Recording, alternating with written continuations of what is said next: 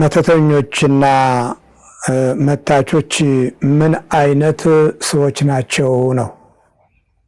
ብዙ ጊዜ እኔ መልካም እሰራለሁ፣ መልካም አደርጋለሁ፣ በጎ ነገር ከህይወቴ አቋርጦ አያውቅም። ለተራበ አበላለሁ፣ ለተጠማ አጠጣለሁ፣ ቸርነትንም እፈጽማለሁ፣ እጾማለሁ፣ እሰግዳለሁ፣ አንዳንድ ጊዜም ለሚያስፈልገው ነገር ሁሉ አስተዋጽኦ አደርጋለሁ በማለት በእኔ ላይ ማንም አንዳች የሚመትትብኝ የለም ብለን እናስባለን። በእኔ ላይ ምንም ክፉ ነገር ሊደርስ አይችልም የሚሉም በጣም ብዙ ናቸው። ስለዚህ በዚህ ጊዜና ሰዓት መተት ደግሞ እጅግ በጣም በዝቶ በትውልድ ላይ መከራና አሳር፣ ችግርና አበሳ እየፈጠረ ህይወት ጉስቁልናን እያበዛ በየጊዜው ፈተናዎች እያየሉ ህፃናቶች ሁሉ በዚህ ክፉ መንፈስ እየተያዙ ጉዳታቸው ጠንክሮ የሰብአዊነት መንፈስና አካሄዳቸው ተበላሽቶ የህይወት መንገዳቸው ሁሉ ጨልሞ ብዙ ነገር ተዛብቶና ተበላሽቶ የምናየውበት ጊዜ ሰፊ ነው። አንዳንድ ጊዜ መፍትሄውን ስንፈልግ ብዙ መንገድ እንሄዳለን።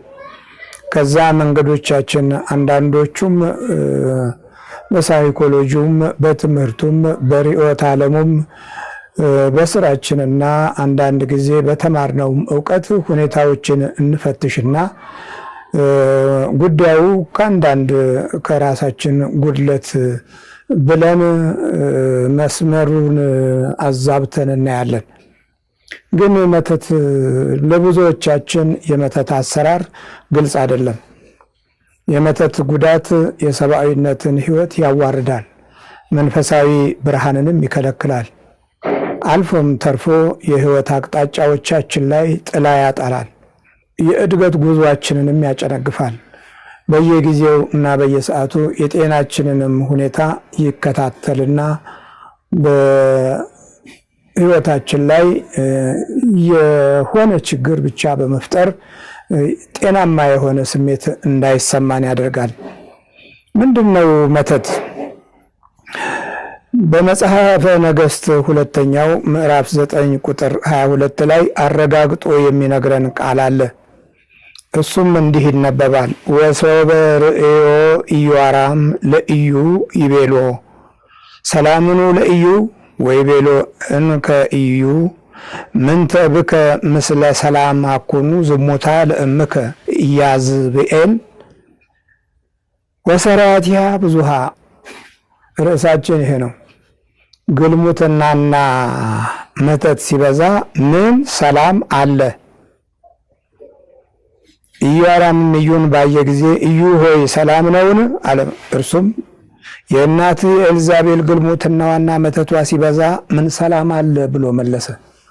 ኢዩ በእስራኤል ላይ የነገሰ አንድ እብድ የሚመስል ነቢይ በችኮላ መጥቶ እግዚአብሔር የተናገረውን ቃል ለመፈጸም በእስራኤል ንጉሥ አሁን ኢዩን በመንፈሳዊት ቅባውና በእስራኤል ላይ ነግሰሃል ሊበለው። ከዛ በኋላ የኤልዛቤልን የምትሃትና የአስማት ኑሮ ከልክ በላይ የበዛውን የጉልሙትናዋን የመተት አሰራር ልታዋርድ የምትችል ኃያል ነህ በለው አለው።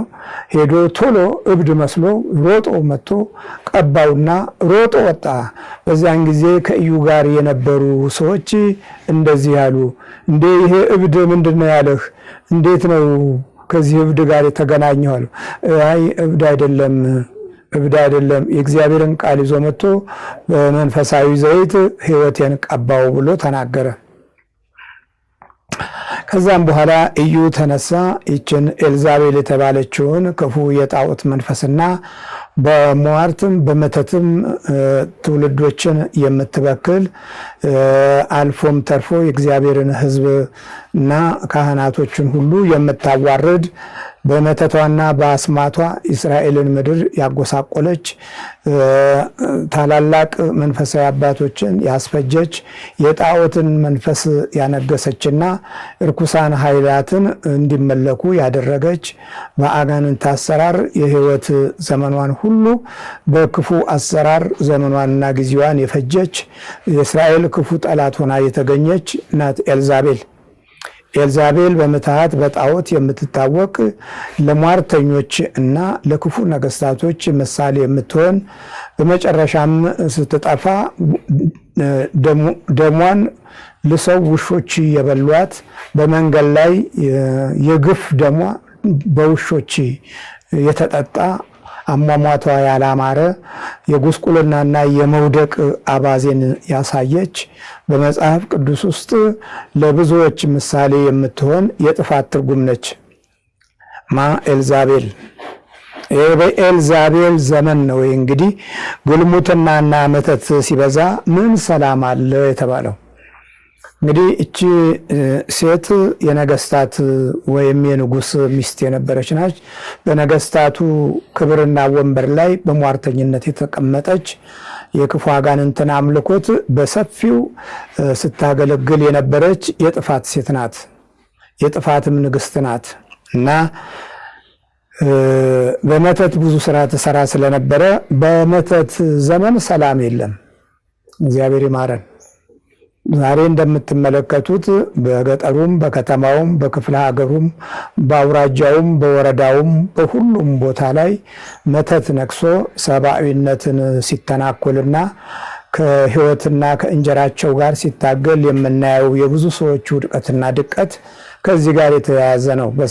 በሳይንስና በሳይኮሎጂ በርዕዮተ ዓለም ፍተሻ ያልተነካ በባለሙያ ዶክተሮች ሁሉ ያልተጎበኘና ያልታወቀ እጅግ በጣም በረቀቀ ሁኔታ የጠላትነትን እና በሰውነት ውስጥ ታሪካዊ የሆነ ውድቀትን ሰዎች እንዲከተሉ የሚያደርግ ክፉ የመናፍስት ጥላ አንዣቦ በሰው ልጅ ትውልድ ላይ ትልቅ ጉዳት ሲያደርስ ማንም ያላየው የጉዳት ቦታ ነው። መተት ማለት እንግዲህ የጉዳት ስፍራ፣ የጉዳት ህይወት፣ የጉዳት ጠባይን አዝልቆ ከሰው ልጅ ህይወት ጋር የሚተናኮል አደጋ ነው እና ግልሙትናና መተት ሲበዛ ምን ሰላም አለ የሚለውን ርዕስ ለዛሬው እንደ ርዕሳችን እናደርጋለን። ለምንድን ነው መተት ሰዎች የሚወዱት ብለን ራሳችንን ስንጠይቅ፣ አንደኛ በመተት የተወለዱ ልጆች መተትን ይፈልጋሉ። መተትን ዘወትር የህይወታቸው ጉዞ እና አካል ያደርጉታል። ምክንያቱም የመተተኛ ልጆች የሚከተሉት ባህሪያቶች አላቸው። ከህይወታቸው ጋር ይጣላሉ። ከባህሪያቸው ጋር መስማማት ያቅታቸዋል። የተፈጥሮ ባህሪያቸውን ማግኘት ሲያቅታቸው ክፉውን መንፈስ ባህሪ ያደርጋሉ። አስተውሉ፣ ክፉውን መንፈስ ባህሪ ያደርጋሉ። የክፉ መንፈስ አሰራር ደግሞ ሁል ጊዜ ወደ ክፉ መምራት ነው። ወደ ክፉ በሚመራቸው ጊዜ ክፉውን እንደ እድላቸው፣ እንደ ህይወታቸው፣ እንደ መንገዳቸውና እንደ መርሃቸው አድርገው ይይዙታል። ስለዚህ ውስጣቸውን እንዲያደምጡ ይገደዳሉ። የውስጥ ማድመጥ ባህሪን ካዘወተርን ሁል ጊዜ ውስጣችን በክፉ የተያዘ ሆኖ ሲገኝ የውስጣችን ባህሪ ቀጥታ ወደ ሌሎች ላይ እንዲያርፍ እንገደዳለን። የመናፍስቱ አስገዳጅነት በዚህ ጊዜ በሚፈጸምበት ጊዜ መተትን እንፈልጋለን። ከእድላችን ጋር ስላልሆንን የሌሎችን እድል እንፈልጋለን። ከባህሪያችን ጋር ስላልሆንን የሌሎችን ባህሪ እንፈልጋለን። ከስሜታችን ጋር ስላልሆንን የሌሎችን ስሜት የሚመለከት ፈቃድ ከውስጣችን ይመነጫል። በዚህ ጊዜ በላ አገኘ ስንል ወዲያውኑ በበላበት መንገድ ውስጥ አብረን በልተን አብረን ጠጥተን ህይወቱን፣ ኑሮውን፣ ጊዜውን አይተን እድሉን ለመውሰድ እንጣደፋለን። እግዚአብሔር ይማረን። በዚህ ጊዜ መተት ይመተትብናል። የመተቱ አይነት ከአመጋገባችን፣ ከአለባበሳችን፣ ከወዛችን፣ ከእግራችን፣ ከመንገዳችን እና ከኑራችን፣ ከቤታችን ውስጥም ሊሆን ይችላል። እንደየሁኔታው ከህይወታችን ጋር የሚታገል መንፈስ ከመታቶች በኩል እንዲላክ ይደረጋል። በዚህ ጊዜ ሳናውቅ አውቀን ወደ ህይወታችን ሲገባ እንደ ልማድ የምንኖርበት ህይወት ስለሆነ በጸሎትም በምስጋናም በአምልኮትም ህይወታችን የተዋጀ ስለማይሆን በዚህ ጊዜ ጠላት ጠልቆ ህይወታችንን ይቆራኘዋል። በገባ ጊዜ የተለያዩ ምልክቶች ይታያሉ። ምልክት 1 መቃዠት፣ ምልክት 2 መንፈራገጥ፣ ምልክት 3 ሰውነትን መጫጫን፣ ምልክት 4 እዛን ቀን የተለየ ባህሪ ማሳየት፣ ምልክት 5 ብዥታዎች በህይወታችን ዙሪያ ገነን ብለው ይታያሉ፣ ብዥ ይልብናል። የብዥታ መንፈስ ገና ባህሪያችን እስከሚለማመድ ድረስ ያዝ ለቀቅ ወጣ ገባ እያለ ማንነታችንን ይፈትናል። የማንነትን ፈተና አዝልቆ ይጎዳናል። እግዚአብሔር ምሕረቱን ያብዛልን። ከባድ ነው ይሄ ደግሞ እና በመተት የተወለዱ ልጆች መተትን ይፈልጋሉ፣ ሆን ብለው ይፈልጋሉ። ምክንያቱም ትምህርትን ሲማሩ የመተተኛ ልጆች ትምህርትን ሲማሩ ትምህርትንም ከሰው ልጆች አእምሮ ወይም ሕሊናና ልቦና ውስጥ በመተት በመውሰድ ይጠናወታሉ። የራሳቸው የሆነውን ስላጡ የሌላውን ወስደው ችግር ከመፍጠር ወደ ኋላ ማይሉ ይሆናሉ። የሚገርም ነው። በጣም የሚገርም ነው እና በመተት የተወለዱ ልጆች መተት ይፈልጋሉ። ትምህርት ስለሌላቸው የትምህርታቸውን አድማስ የትምህርታቸውን ነገር ለማሟላት ሲሉ በሰዎች እድል ውስጥ ይገባሉ። ይሄ በመተት የተወለዱ ልጆች መተትን ይፈልጋሉ ማለት እናትና አባት መተትን እየመተቱ ኑሯቸው አድርገው የወለዷቸው ልጆች ማለት ነው። እነሱ ወደ ትምህርት ቤት ሲገቡ፣ ወደ ዩኒቨርሲቲም ሲወዱ፣ ዶክተርም ሲሆኑ፣ ወደ ላይ ከፍታ ወንበርም ላይ ሲወጡ መንፈሱ አብሯቸው ይወጣል። ለምክንያቱም አብሮ ተወልዷል። አብሮ መወለድን ከባህሪያቸው ጋር አድርጓል። ስለዚህ እንዲህ አይነት ጉዳቶች ሰፊ የሆነ አደጋ አላቸው። ሁለተኛ በባዕድ አምልኮ የተወለዱ ልጆች። በባዕድ አምልኮ ጣዖትን በማምለክ የተወለዱ ልጆች ከመንፈሱ ጋር ስለሚወለዱ እድላቸውን እያየ ባህሪያቸውን እየተከተለ ውስጣቸውን በማሳጣት ሲፈትናቸው የሕይወታቸው መሰረታዊ ነገር ራሱ መንፈሱ ይሆናል። በዚህ ጊዜ መታቾች ይሆናሉ። በሌላው እርሻ፣ በሌላው ኑሮ፣ በሌላው ቤት፣ በሌላው ሀብትና ሌላው ባገኘው ነገር ላይ ይቀናሉ። ይሄ ቅናታቸው ደግሞ ጉዳት ያመጣል፣ ኃይለኛ ጉዳት ያመጣል። የጉዳቱ ጠባዮች ልዩ ልዩ ናቸው። አንዳንዶቹ እድልን በመውሰድ እውቀትን በመውሰድ እንጀራን በመውሰድ ወይም ገበያንና ንግድን በመውሰድ ወይም የትምህርት ባህሪን በመውሰድ ላይ የተሰለፉ እንዲሆን ያደርጋቸዋል። በዚህ ጊዜ መተትን የሚመቱት ይሆናሉ። የራሳቸውን ሳያገኙት ሲቀሩ የሌሎችን ሕይወት ገብተው ይለማመዳሉ። በሌሎች ሕይወት ውስጥ ገብተው ጥቃት ይፈጽማሉ። ይሄም ሌላው ትልቁ ጉዳት ነው። እግዚአብሔር ይማረን። ትልቅ አደጋ ውስጥ እንገኛለን። በባዕድ አምልኮ የተወለዱ ልጆች መተትን ያፈቅራሉ። መተት የሕይወታቸው አንዱ ገበና ያደርጉታል። የሕይወታቸው አንዱ መለያ ያደርጉታል። በየጊዜው የሚፈትናቸውን መንፈስ ከባህሪያቸው ጋር ስለሚያዛምዱ መውጫ መግቢያውን ሁሉ የሚመለከቱት ወደ ሌሎች ሕይወት ላይ ይሆናል። ሲወጡ ሲገቡ የትኩረት አቅጣጫቸው ሌሎች ላይ ይሆናል። ስለዚህ የያዛችሁትን፣ የነካችሁትን፣ ያያችሁትን እየተከታተሉ እነርሱም ያያሉ። ገበያችሁን፣ እንጀራችሁን፣ የኑሯችሁን መሰረት ማጥናት ይጀምራሉ። በዚህ ጊዜ የሕይወት ጉስቁልና በባህሪያቸው ውስጥ ስላለ ያንን ጉስቁልናቸውን ለእናንተ ሰጥተው እናንተ እንድትጎሳቆሉ ይፈልጋሉ። በእናንተ ጉስቁልና ላይ የነሱን እንጀራ ያሳድጋሉ። ስልጣንም ይሆናል፣ ማዕረግም ይሆናል፣ እውቀትም ይሆናል።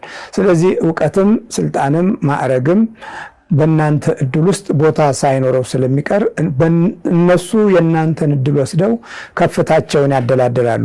መጨረሻቸው ግን የማያምርባቸው ድቀት የበዛባቸው ናቸው። በዚህ መንገድ የሄዱ ብዙ የጣዖት ልጆች በአብዮቱ ዘመን የነበረውን የመሪነት ቦታ በትልቅ ማዕረግ ተቀብለውት ነበረ።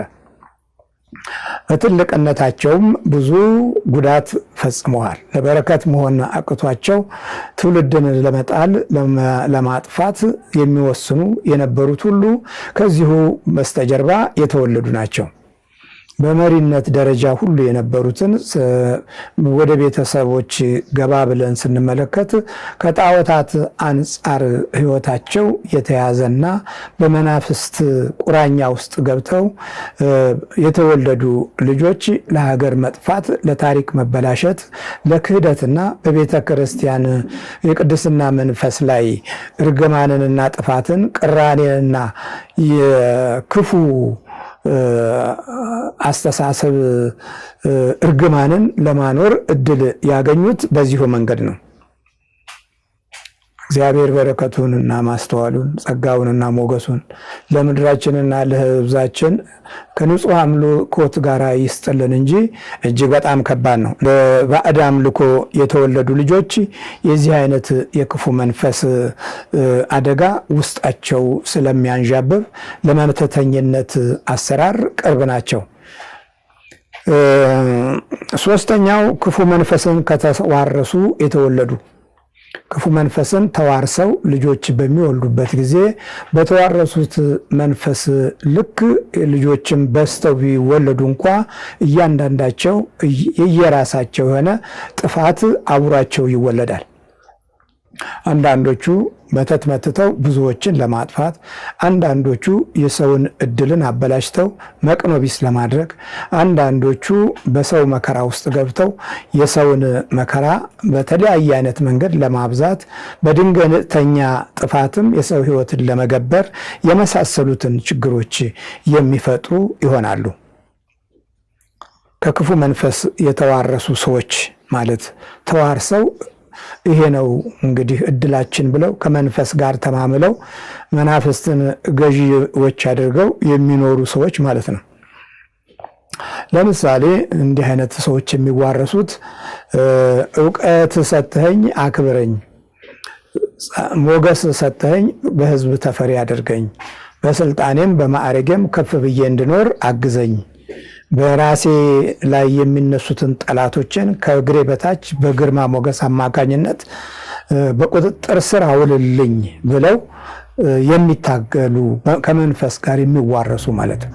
መንፈስን ከዚህ ትግል ጋር አያይዘው ሌሎችን የሚታገሉ በመንፈስ በተሰወረ ባልታወቀ መንገድ ሕይወትን መጉዳትን የራሳቸው የባህሪ አካላቸው አድርገው እንዲይዙ መንፈሱን ከውስጣቸው በመሐላ ይቀበሉታል፣ በመሐላ ይይዙታል ማለት ነው እና ክፉ መናፍስቶችን የተዋረሱ ሰዎች እንዲህ አይነት ሰዎች የወለዷቸው ልጆች መተትን ይወዳሉ። ለመተት እጅግ በጣም ቅርብ ናቸው። መተት ብቻ ሳይሆን በተዋረሱት መንፈስ አይነት የቡዳነት ክፉ መንፈስም ይጠናወታቸዋል። ባህሪያቸውን ይቆጣጠራል፣ ሕሊና ልቦናቸውን ይይዛል። ከዛ በኋላ የእናንተን ኑሮ በጥልቀት የማየት የመንፈሱ እድል ሰፊ ነው። በትናንሽ ሀሳቦቻችሁ መካከል የሕይወታችሁንና የድላችሁን መስመር ያገኙታል።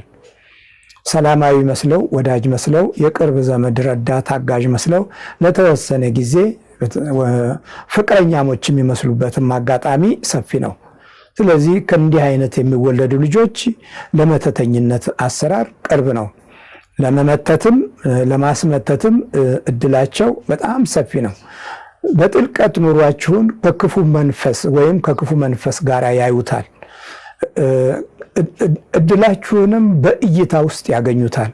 አይነ ስነ ልቦናችሁን ያነቡታል። የአእምሯችሁን ብስለትና ንቃትንም ተከታትለው ወደ ትንሽ ዝቅተኝነት ያወርዱታል። በጣም በሀገራችን ውስጥ በሚዲያ የሚታወቁ ወይም ደግሞ ለመታወቅ እድሉን አግኝተው ሰፊ የሆነ የተቀባይነትና የተደማጭነት ባህሪ ያገኝተው እደጉ ተመንደጉ የሚባሉ ሁሉ በአጭር የሚቀጩበትን ሁኔታ የሚከሰተው አብዛኛው በዚህ መንገድ ነው። በሚዲያ ላይ የሚታዩ በቁጥር፣ በሂሳብ፣ በእውቀት፣ በማስተዋል እና በስነ ልቦና ብቃታቸው ትልቅ የተባሉ ልጆች ገና ከጅምራቸው ተቀጭተው በአሁኑ ጊዜ አንዳንዶቹ በቶሎ ይሞታሉ፣ ሌሎቹ ፈዛውና ደንግዘው የነበራቸው ችሎታና ብቃት ጠፍቶ በዚህ በስውር የመተት አሰራር ተነጥቀው በአሁኑ ጊዜ ደንዛዛ፣ ፈዛዛ ወይም ጅል ሆነው የት ይደርሳሉ የተባሉት ሁሉ በዚህ መንገድ ሲወድቁ በሰፊው አላስተዋልንም እንጂ ጉዳዩን በጥልቀት ተመልክተነዋል።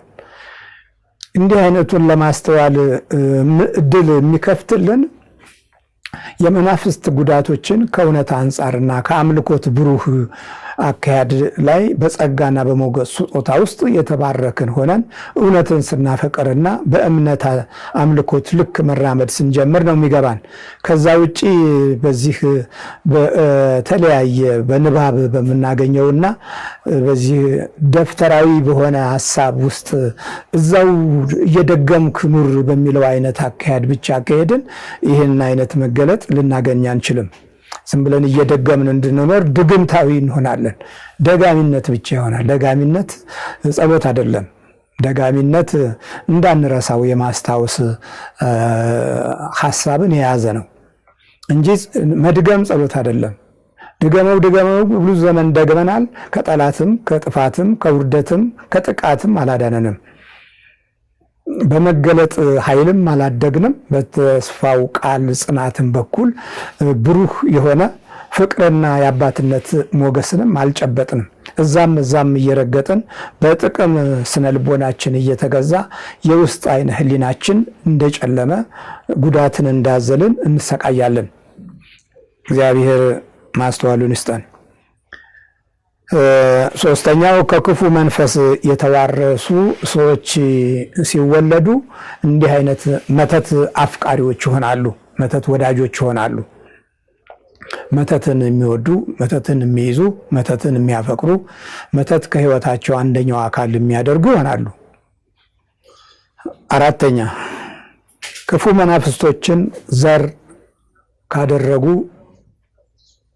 ቤተሰቦች የተወለዱ ክፉ መናፍስትን ዘር ማድረግ። ክፉ መናፍስት ዘር የሚሆነው በደም የሚጋቡ፣ በደም የሚያመልኩ፣ ከደም ጋር የተያዘ ግብር የሚሰጡ እነዚህ ከደማቸው ጋር ተያይዞ ዘራቸው ይሆናል።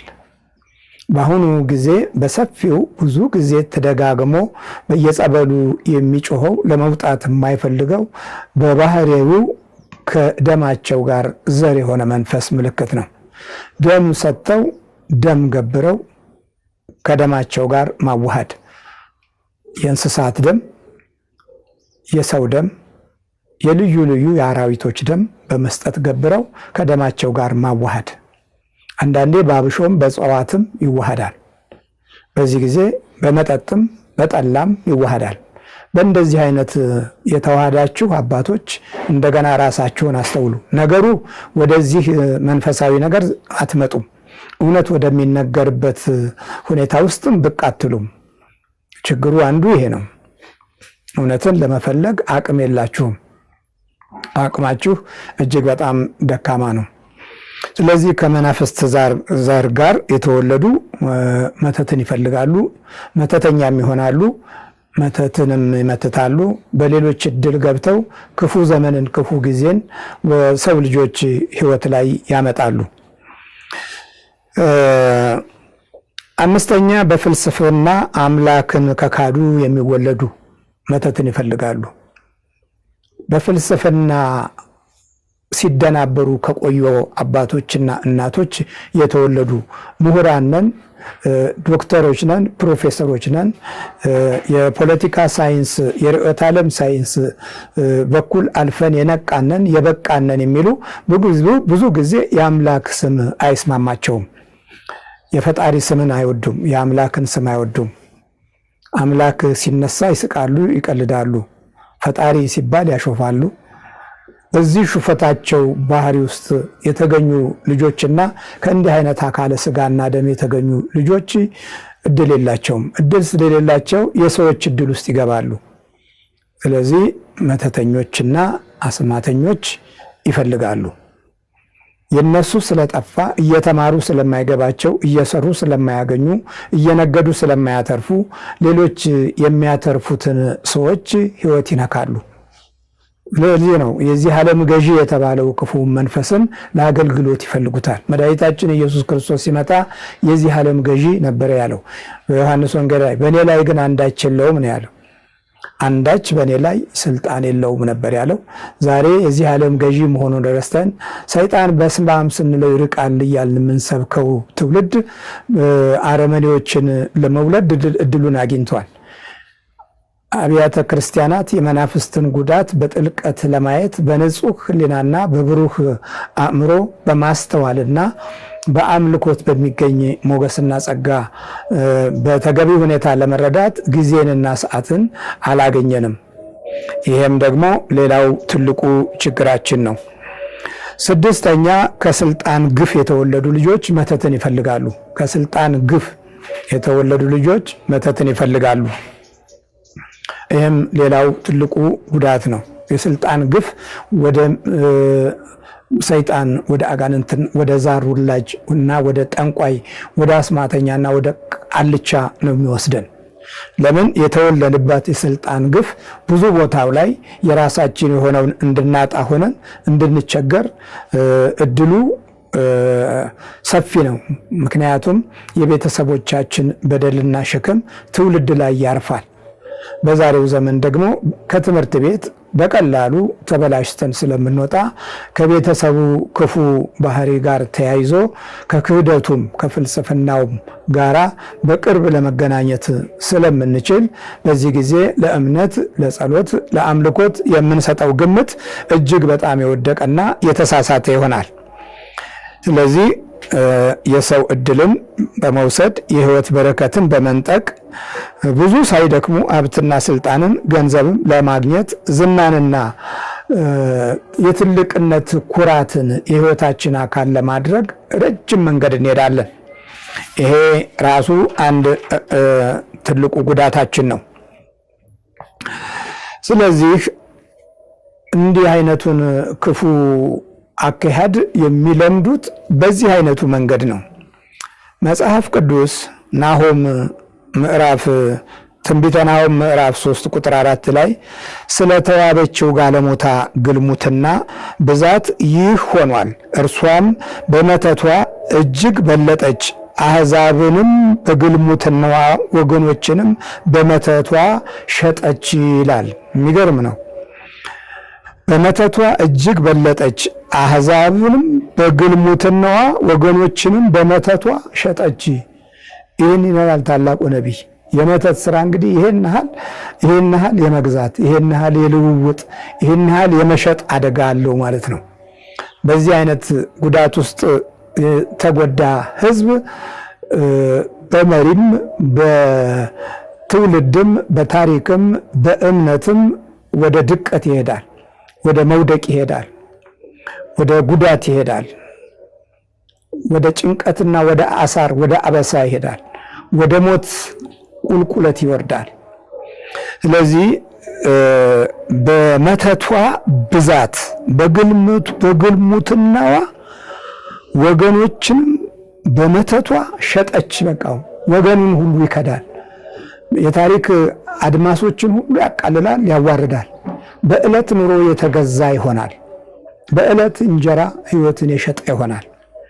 እንዲህ አይነት ነው እንግዲህ አረጋግጦ የሚነግረን ቃል ይኸው ነው እና የሕይወት መንገድን ያስታል፣ የኑሮ አቅጣጫን ያስለውጣል፣ የመስራት አቅምን ያዳክማል። መተት ማለት ነው። ሰውነትን ይጫጫናል፣ ያፈዛል፣ በባህሪ ላይ የተዛባ የሆነ አስተሳሰብን ያሳድራል፣ በውስጥ ሕይወት ላይ ያጠላል፣ ለክፉ ድርጊት ያበረታታል። መተት ይህንን የሚሰራ የክፉ አሰራር ምልክት ነው እና ሰውነታችንም ዞሮ ዞሮ የማንነታችን ሕይወት ላይ ሌላ ማንነት ገብቶ ጉዳታችንን ያጠናክራል። እግዚአብሔር ከመተት ይጠብቀን።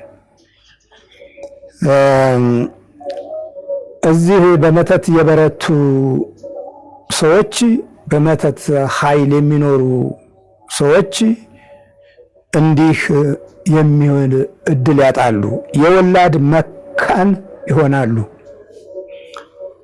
ታላቁ ኢሳይያስ ነቢዩ ማለት ነው በምዕራፍ 47 ቁጥር 9 ላይ አሁን ግን በአንድ ቀን እነዚህ ሁለት ነገሮች የወላድ መካንነትና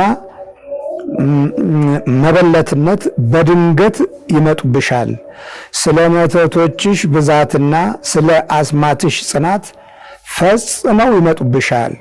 በክፋትሽ ታምነሻል፣ የሚያየኝ የለም ብለሻል። ጥበብሽና እውቀትሽ አታለውሻል። በልብሽም እኔ ነኝ ከእኔ በቀር ሌላ የለም ብለሻል። የማታውቂውም ጉስቁልና ድንገት ትመጣብሻለች ይላል። አንደኛ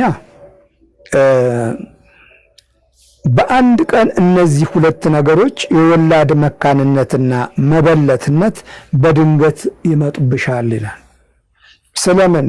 ስለ መተተኝነት፣ በመተት ምክንያት ዛሬ አብዛኛው የወላድ መካን ሆነናል። አንዳንዶቻችን ልጆቻችን በበሽታ አልቀውብናል። አንዳንዶቻችን ልጆቻችን በጦርነት አልቀውብናል፣ አልቅሰናል። አንዳንዶቻችን በቁመና እያሉ በአመል በሱስ ተበላሽተው አጥተናቸዋል። አንዳንዶቻችን በዘመኑ መድኃኒት በክትባቱም በምኑም የውስጥ ሕሊናቸው ተቃጥሎ የማሰብ ችሎታቸው ጠፍቶ የጥፋት ቤተ ሙከራ መሆናቸውን የሚያረጋግጥ ሆኖ በምዕራባውያን እና በስውር መንፈስ በሚመሩ ወገኖች አዳም ወዴት ነህ ያልከኝ፣ በፍቅር ድምፅ ፈለከኝ። አልብሰኝ ነጩን ልብስ፣ እወድሃለሁ ኢየሱስ፣ አከብረሃለሁ ክርስቶስ።